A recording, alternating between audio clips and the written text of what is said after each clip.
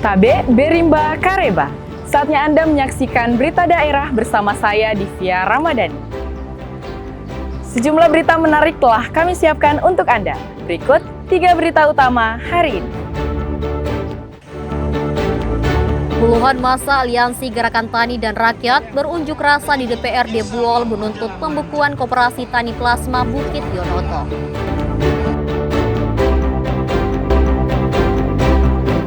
Arus mudik jalur laut mengalami peningkatan signifikan menjelang Natal dan Tahun Baru.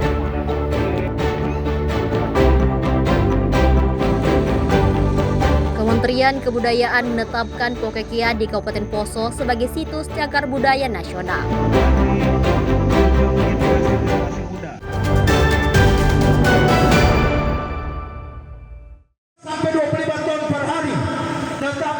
Sedikitnya 50 warga yang tergabung dalam Aliansi Gerakan Tani dan Rakyat atau GETAR berunjuk rasa di kantor DPRD Kabupaten Buol Rabu siang. Mereka menuntut pemerintah daerah membekukan kepengurusan Koperasi Plasma Bukit Yonoto di Desa Jatimulya, Kecamatan Piloan. Puluhan massa memulai unjuk rasa dengan berorasi di jalan utama Kota Buol. Mereka membawa poster dan spanduk bertuliskan tuntutan dan protes terhadap manajemen Koperasi Plasma Bukit Yonoto yang dinilai telah melanggar peraturan perundang-undangan yang berlaku. Untuk itu, massa meminta pemerintah Kabupaten Buol segera memeriksa dan memberi sanksi tegas kepada pengurus koperasi yang telah banyak merugikan anggotanya tersebut. Tidak puas berorasi di jalan, puluhan massa melanjutkan unjuk rasa di kantor DPRD Buol. Di hadapan anggota DPRD, mereka kembali menyampaikan sejumlah tuntutannya. Antara lain segera menonaktifkan dan membekukan pengurus Koperasi Petani Plasma Bukit Yonoto. Bismillahirrahmanirrahim. Assalamualaikum warahmatullahi wabarakatuh. Kami dari Aliansi Gerakan Tani dan Rakyat melakukan aksi demonstrasi hari ini dengan membawa beberapa tuntutan. Yang pertama soal mendesak pemerintah daerah untuk segera membekukan pengurus Koperasi Koptan Plaza Bukit Yonoto untuk segera melakukan rapat anggota tahunan. Kemudian mengambil ahli dan segera menetapkan panitia pelaksana rapat anggota tahunan luar biasa. Ya, itu saja beberapa tuntutan yang kami bawa dari Aliansi Gerakan Tani dan Rakyat. Usai berorasi, puluhan massa diarahkan masuk ke ruang pertemuan anggota DPRD. Mereka kemudian melakukan dialog dan membahas tindak lanjut dari tuntutan massa. Pihak DPRD Buol berjanji akan menyampaikan aspirasi warga itu ke pemerintah Kabupaten Buol. Usai bertemu dan berdialog dengan anggota DPRD Buol, puluhan massa akhirnya membubarkan diri dengan tertib dan mendapat pengawalan sejumlah personel Polri. Muhammad Syamanto dan Syamsuddin Towone melaporkan dari Buol.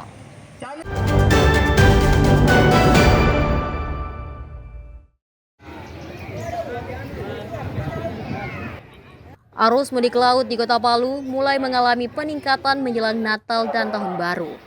PT Pelni Cabang Palu mencatat kenaikan jumlah penumpang sudah terlihat sejak 14 Desember lalu.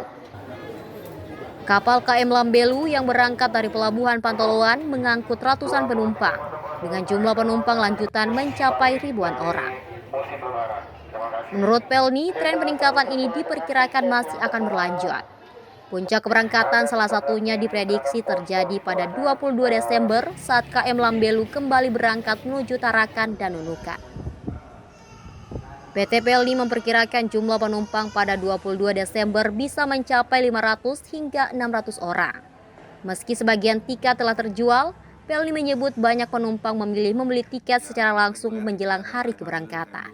Baik, untuk saat ini kita sudah berkoordinasi dengan stakeholder terkait. Dalam hal ini juga tadi barusan pagi tadi ada coffee morning dengan stakeholder terkait. Dalam ini ada KSOP, ada Pelindo, ada juga TNI, ada AL, juga ada Polri. Jadi dan Basarnas juga bagian karantina kesehatan juga kita sudah koordinasi. Jadi barangkali bila ada penumpang yang memang lonjakan ataupun ada kejadian yang kesehatan ataupun hal-hal lain yang kita prediksi bakal ada di luar perkiraan, kita sudah mengambil sikap untuk hal tersebut. Dan nantinya barangkali besok akan dibuka posko Nataru di Pelabuhan pantoloan yang melibatkan seluruh stakeholder terkait tersebut, yang dimana estimasi posko tersebut dibuka mulai tanggal 18 Desember atau besok sampai dengan tanggal 5 Januari 2026. Selama periode Natal dan Tahun Baru, Pelni juga menyiapkan pelayanan khusus melalui pembukaan posko Nataru di Pelabuhan Pantoloan.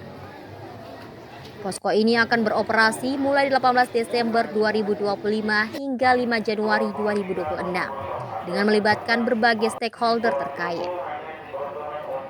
Untuk mendukung kelancaran mudik, Pelni bersama pemerintah memberikan stimulus berupa diskon tiket sebesar 20%. Program ini berlaku mulai 17 Desember 2025 hingga 10 Januari 2026 untuk seluruh rute kapal Pelni di Indonesia. Pelni juga menegaskan koordinasi telah dilakukan dengan KSOP, Pelindo, TNI AL, Polri, Basarnas, serta karantina kesehatan. Langkah ini dilakukan untuk memastikan keselamatan, keamanan, dan kelancaran arus mudik laut selama periode Natal dan Tahun Baru. Syahrul Cahya dan Syamsuddin Tobone melaporkan dari Palu. Selamat siang, salam sejahtera buat kita sekalian. Proses pengusulan Datu Pamusu sebagai calon pahlawan nasional terus berlanjut. Tim peneliti dan pengkaji gelar daerah atau TP2GD Kabupaten Sigi Rabu siang menggelar seminar tingkat provinsi untuk menguji jejak perjuangan Raja Dolo tersebut.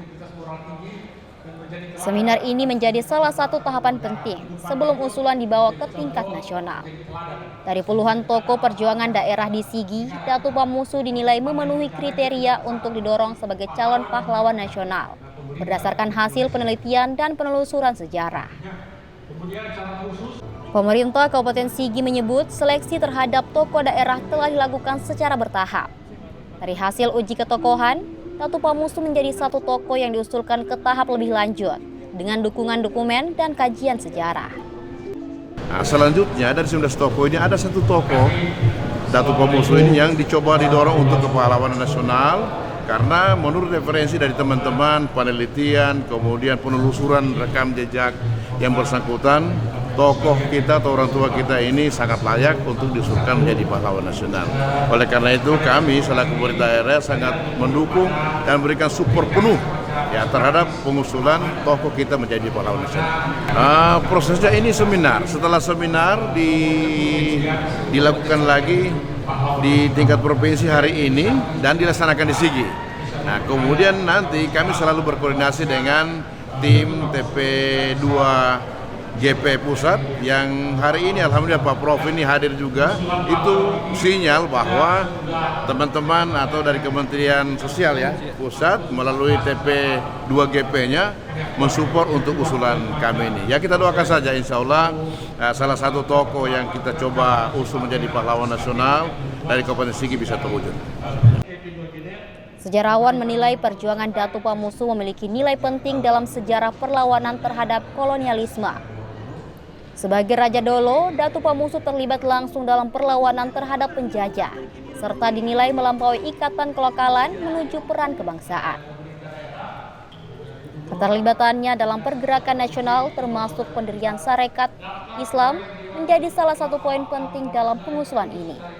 Hingga akhirnya Datu Pamusu ditangkap dan dibuang ke Ternate karena dianggap membahayakan kekuasaan kolonial. Ini adalah bagaimana riwayat perjuangannya itu memenuhi syarat atau memenuhi persyaratan yang ditetapkan sebagai kriteria pahlawan nasional. Itu memang tidak mudah karena pahlawan nasional ini gelar yang tertinggi dari gelar-gelar atau tanda jasa kehormatan negara. Dalam ini Presiden memberikan hak prerogatifnya kepada tokoh-tokoh yang tadi berjasa terhadap nusa dan bangsa. Tokoh ini menurut saya menarik dan menantang juga untuk kita coba ungkap begitu ya apa perannya gitu karena perjuangannya panjang. Hasil seminar tingkat provinsi ini akan menjadi bagian dari kelengkapan berkas sebelum diajukan ke tim peneliti dan pengkaji gelar pusat di Kementerian Sosial. Jika seluruh persyaratan dinilai memenuhi kriteria, Dato Pamusu berpeluang melangkah ke tahap penetapan sebagai pahlawan nasional. Syahrul Jahya dan Syamsuddin Tobone melaporkan dari Sigi.